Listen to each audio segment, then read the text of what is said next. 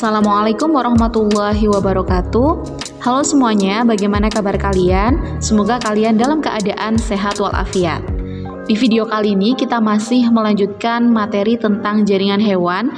Di video-video sebelumnya saya sudah share terkait materi jaringan epitel dan juga jaringan pengikat. Nah, kali ini kita akan belajar tentang jaringan otot dan juga saraf.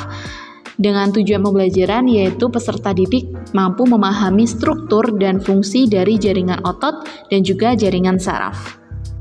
Yang pertama kita akan membahas dulu tentang jaringan otot. Nah, jaringan otot itu merupakan alat gerak aktif yang terdiri atas sel-sel otot panjang yang dapat berkontraksi saat dirangsang oleh impuls saraf. Untuk struktur dari sel otot kalian bisa lihat di gambar berikut. Nah, setiap sel otot itu pasti memiliki membran yang disebut dengan sarkolema. Nah, sarkolema ini memisahkan sel otot satu dengan sel otot yang lain. Selain itu, sel otot juga memiliki sitoplasma yang disebut sebagai sarkoplasma. Nah, adapun serat-serat otot itu disebut sebagai miofibril. Nah, miofibril ini tersusun dari satuan-satuan yang lebih kecil lagi yang disebut sebagai miofilamen. Nah, miofilamen ini ada yang tebal atau disebut sebagai miosin dan juga ada yang tipis yaitu yang mengandung aktin. Nah, aktin dan miosin inilah yang menyebabkan sel otot itu bersifat kontraktil. Nah, pada setiap miofibril itu terdapat beberapa unit pita terang dan pita gelap yang bisa kita sebut sebagai sarkomer. Nah, untuk lebih lanjutnya lagi nanti kita juga akan belajar di bab sistem gerak. Jaringan otot itu ada 3 ya, jaringan otot polos, kemudian ada jaringan otot lurik, dan juga jaringan otot jantung. Yang pertama kita akan membahas tentang jaringan otot polos. Nah, jaringan otot polos itu tersusun dari sel-sel otot polos yang memiliki ciri-ciri sebagai berikut. Yang pertama, bisa kalian lihat gambarnya, bentuk selnya itu seperti gelendong dengan kedua bagian ujungnya itu meruncing dan bagian tengahnya itu melebar. Kemudian inti selnya berjumlah 1, berbentuk oval dan terletak di tengah sel. Pada sel otot polos, kita tidak menjumpai adanya pita terang dan juga pita gelap ya. Kemudian, aktivitas dari sel otot polos itu lambat tetapi tidak mudah lelah, sehingga otot polos itu mampu berkontraksi dalam jangka waktu yang lama. Selain itu, kerja otot polos itu dipengaruhi oleh sistem saraf otonom atau saraf tak sadar, baik itu saraf simpatis maupun saraf parasimpatis. Nah, apa itu saraf simpatis dan saraf parasimpatis itu akan kita pelajari di materi sistem koordinasi. Nah, oleh karena itu, otot polos itu disebut sebagai involunteer atau bekerja di luar kesadaran dan tidak dapat diperintah. Nah, otot polos ini strukturnya lebih kecil daripada otot lurik dan juga hanya memiliki sedikit mitokondria. Adapun otot polos itu bisa kita temukan pada organ-organ dalam, ya contohnya misalkan pada saluran pencernaan makanan, pada dinding pembuluh darah, ataupun pada saluran telur. Selanjutnya, kita akan membahas tentang otot lurik. Jaringan otot lurik disebut sebagai otot rangka karena melekat pada tulang rangka. Nah, dalam kehidupan sehari-hari biasanya jaringan otot lurik ini dikenal sebagai daging. Adapun ciri-cirinya bisa kalian lihat di gambar juga. Bentuk sel otot lurik yaitu silindris panjang dengan bagian ujung-ujungnya meruncing namun agak membulat pada bagian yang berbatasan dengan tendon. Kemudian jaringan otot lurik itu tidak bercabang-cabang, memiliki banyak inti sel dengan bentuk silindris dan terletak di bagian pinggir. Miofibril pada otot lurik itu terdiri atas filamen tipis yaitu aktin dan juga filamen tebal yaitu miosin. Nah, filamen aktin dan miosin ini saling tumpang tindih serta tersusun menurut pola tertentu sehingga menghasilkan pandangan garis-garis seram lintang atau lurik. Aktivitas dari sel otot lurik yaitu cepat tetapi mudah lelah. Oleh karena itu, jaringan otot lurik tidak dapat berkontraksi dalam jangka waktu yang lama. Dan kerja dari otot lurik itu dipengaruhi oleh otak sehingga bersifat volunteer yaitu bekerja di bawah kesadaran dan dapat diperintah. Otot lurik pastinya memiliki banyak mitokondria yang berukuran besar dan banyak sekat di dalamnya. Selain itu, kita juga bisa temukan otot lurik melekat pada rangka dengan perantara tendon ataupun juga bisa terdapat pada lidah dan bibir. Yang ketiga yaitu jaringan otot jantung atau miokardium. Nah, jaringan otot jantung ini memiliki bentuk yang mirip dengan otot lurik, tetapi cara kerjanya seperti otot polos. Adapun ciri-cirinya, yang pertama kalian bisa lihat bentuk selnya. Bentuk selnya itu silindris, namun bercabang-cabang dengan percabangan yang saling bertautan. Nah, pertemuan antar cabang pada jaringan otot ini disebut sebagai sinsitium. Nah, adanya sinsitium ini memungkinkan penyampaian impuls saraf antara sel otot jantung satu dengan yang lain itu dapat berlangsung secara cepat. Adapun otot jantung juga memiliki diskus interkalaris yang kalau kita lihat itu biasanya merupakan zona yang lebih gelap dibandingkan dengan yang lain ya, karena merupakan pertemuan dua sel. Nah, kemudian otot jantung memiliki satu atau dua inti yang letaknya di bagian tengah sel. Selain itu juga ada pita terang dan juga pita gelap seperti pada otot lurik. Kemudian dapat melakukan kontraksi terus-menerus tanpa beristirahat. Dan otot jantung ini juga memiliki banyak sekali mitokondria.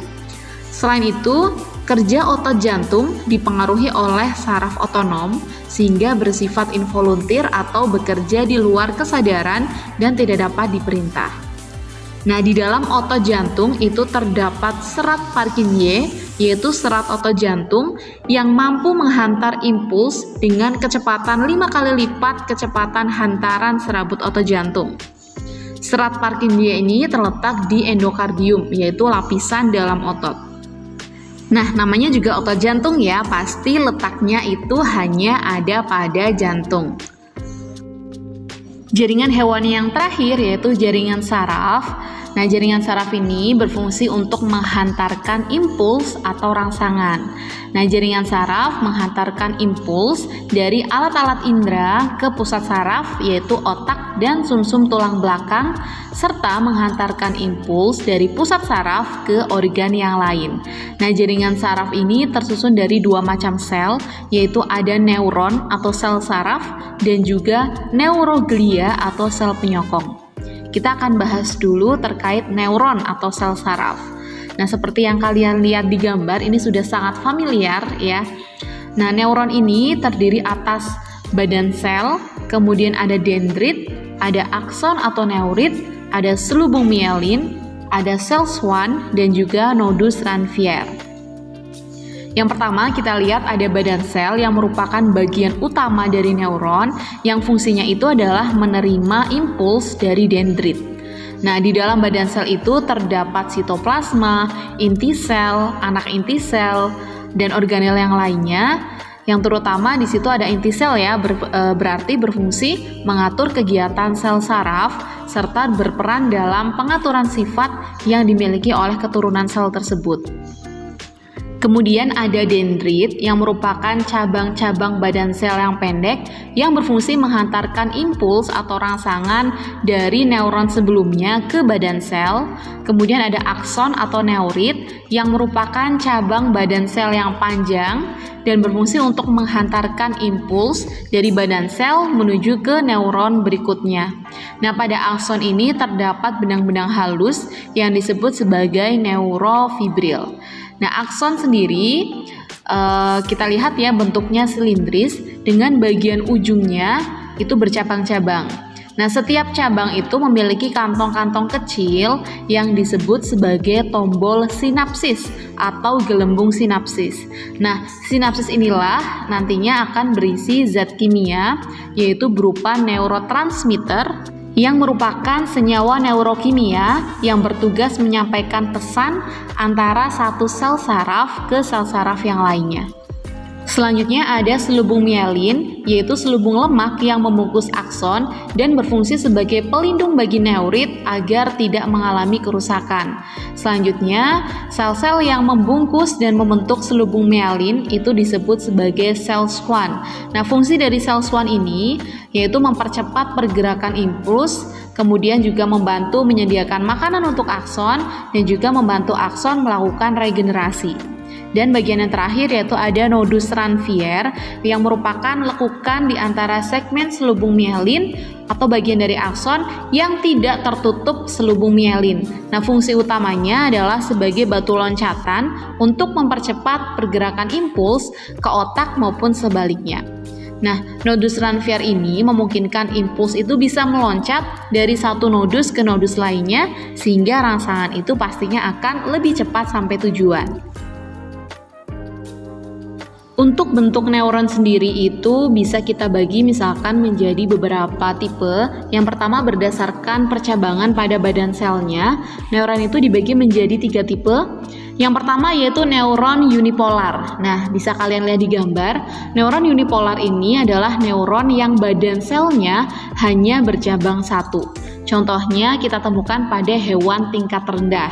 Kemudian ada neuron bipolar, yaitu neuron yang badan selnya bercabang 2, yaitu dendrit dan akson. Nah, kedua cabang ini muncul dari 2 ujung badan sel. Contohnya neuron pada retina, kemudian pada koklea, ataupun pada epitel olfaktori atau di hidung. Kemudian ada neuron multipolar, yaitu neuron yang badan selnya itu memiliki banyak dendrit dan 1 akson. Nah, contohnya yaitu neuron motorik yang keluar dari sumsum tulang belakang. Adapun berdasarkan fungsinya itu dibagi menjadi 3, yaitu ada neuron sensorik atau neuron aferen yang berfungsi menghantarkan impuls dari reseptor yang berupa alat indera ke pusat saraf. Kemudian ada neuron motorik atau neuron eferen, yaitu neuron yang berfungsi menghantarkan impuls dari pusat saraf ke efektor atau otot. Kemudian ada neuron konektor atau interneuron, yaitu yang berfungsi meneruskan impuls dari neuron sensorik ke neuron motorik. Selanjutnya, susunan dari jaringan saraf selanjutnya adalah neuroglia atau sel glia. Nah, neuroglia ini merupakan sel-sel yang berfungsi sebagai pendukung kerja dari sel saraf. Nah, neuroglia ini juga membantu sel saraf agar dapat menjalankan fungsinya dengan baik. Demikian penjelasan tentang jaringan otot dan juga jaringan syaraf. Semoga bisa bermanfaat untuk kalian dan terima kasih untuk teman-teman yang sudah melihat video ini. Semoga bermanfaat dan sampai jumpa di video selanjutnya. Wassalamualaikum warahmatullahi wabarakatuh.